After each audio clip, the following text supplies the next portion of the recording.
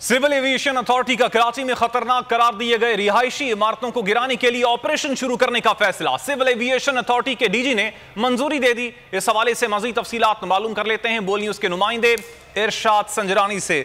इरशाद, इस हवाले से आपके पास मजीद क्या तफसीलात हैं?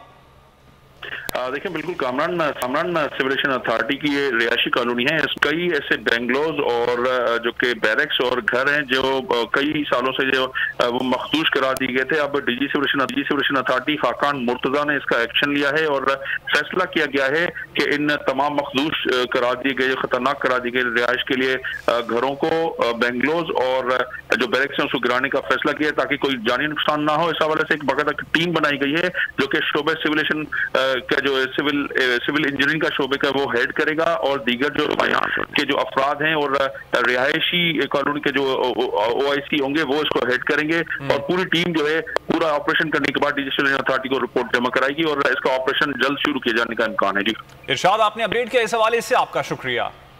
खबरों के सिलसिले को आगे बढ़ाते हैं। साबिक हुकूमत की महंगाई नाजायज, हमारी जायज। साबिक दौर की सब्सिडी नाजायज, हमारी जायज। वजीर खजाना मिफ्ता इस्माइल निराली मंतक ले आए, बोले पेट्रोलियम मसनूआती का किया, सब्सिडी खत्म ना करते तो रुपए की कदर मजीद कम हो जाती, मुल्क डिफॉल्टर हो जाता, पेट्रोल डीजल मजीद महंगा होगा या नहीं। वजीर खजाना ने साफ लाइल्मी का इजहार कर दिया।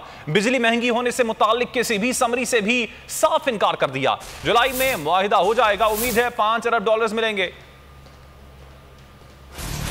बढ़ाई है तो वो कोई खुशी से नहीं बढ़ाई है, वो इसलिए बढ़ाई है कि बैनुल अक़वामी मंडी में इतनी पेट्रोल बढ़ चुका था। खान साहब जब आए थे तो मेरे ख्याल से 100 रुपए से कम पेट्रोल था और 160 तक ले गए थे। अभी भी उन्होंने तो टैक्स भी लगाया था और सेल टैक्स भी लगाया था और लेवी भी लगाई थी। लोगों की खातिर उन्होंने कीमत कम नहीं करी थी। अब जबकि उनकी अपनी हुकूमत जाने लगी तो फिर खान साहब की मफाद के लिए तो पूरी दुनिया कुर्बान है। तो फिर उसके बाद इन्होंने कम किया और जिस किस्म से कम किया और जिस किस्म की सब्सिडी का नेचर कर दिया था वो तो हुकूमत खुदा न खास्ता दिवालियापन पे चले जाता। IMF से $3 बिलियन आने के रिक्वेस्ट की कि प्रोग्राम को 1 साल एक्सटेंड कर लो और प्रोग्राम के अंदर $2 बिलियन और डाल दो। मैं समझता हूँ कि वो प्रोग्राम को एक्सटेंड भी कर देंगे और इंशाल्लाह $2 बिलियन डाल भी देंगे। सऊदी अरब के जो पैसे इनके 3 बिलियन का डिपॉजिट पड़ा है वो सऊदी अरब के वजीर खजाना ने स्विट्जरलैंड में 3 दिन पहले खुद फरमाया है कि सऊदी अरब जो है वो उसको री रोल कर देगी। सऊदी अरब हमारी कुछ और मदद करना चाह रही है, मैं अभी वो डिस्क्लोज नहीं करूँगा लेकिन जुलाई में उसकी बात करूँगा।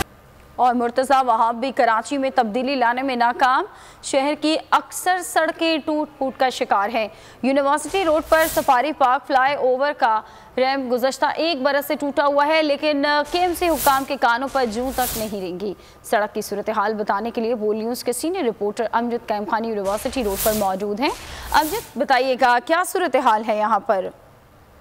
जी बिल्कुल, इस वक्त मैं मौजूद हूँ यूनिवर्सिटी रोड पर। मरकज़ी यूनिवर्सिटी रोड है, ये सफारी पार्क से मुत्तसिल ये मकाम है। अगर मैं आपको दिखा सकूँ तो इसके साथ ही एक ओवरहेड फ्लाई ओवर बनाया गया था मुस्तफ़ा कमाल के दौर में। मैं इस फ्लाई ओवर के जो रैंप है वहाँ पर आपको सूरत हाल दिखाना चाह रहा हूँ। ये सड़क जो है मुकम्मल तौर पर टूट फूट का शिकार है। पूरी सड़क जो है, ये पूरा रैंप जो है वो टूट फूट का शिकार है। वजह ये बताई जा रही है कि यहाँ से पानी से भरे टैंकर जो हैं वो यहाँ गुजरते हैं। उन टैंकर्स की वजह से ये सड़क टूट फूट का शिकार है। और शहरियों ने हमें ये बताया यहाँ पर कि 1 साल से ज़ायद का अरसा हो गया है ये रैंप टूटा हुआ है। लेकिन इंतज़ामिया की नज़रें, मुर्तज़ा वहाब साहब जो कराची के एडमिनिस्ट्रेटर हैं उनको शायद इस फ्लाई ओवर के बारे में बताया नहीं गया। ये रैंप के दरमियान, ही सड़क के दरमियान ये मैन होल टूटा हुआ जो किसी भी हादसे का सबब बन सकता है। तो शहरियों की गुजारिश यही है एडमिनिस्ट्रेटर कराची से और जो आला हुकाम है उनसे गुजारिश यही की गई है कि बहुत शुक्रिया अमजद कैमखानी आपका।